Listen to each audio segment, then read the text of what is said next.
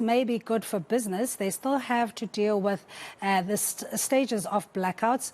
And so how are businesses coping? To find out more, we're joined by the head of energy at Business Unity South Africa, Khambule. Good afternoon to you, and thanks so much for joining us. In terms of the status of South Africa, particularly when it comes to reputational risk and the ability to attract investment, how is South Africa faring just kicking off 2024? All right, thank you for having me. Well, I think we just have to recognize that it's been a while since we've had really good news, consistent good news coming out from the international community in terms of the view that they have of South Africa. So just generally, the appetite for South Africa has been waning for quite some time.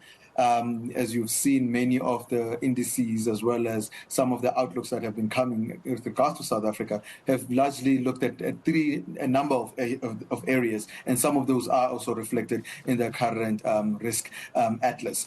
But just generally, it is starting to look a little bit better because there is at least an understanding that there is potential to actually reach and address some of these concerns that we have, particularly the perennial problems of load shedding as well as some of the state capacity issues that we've been facing.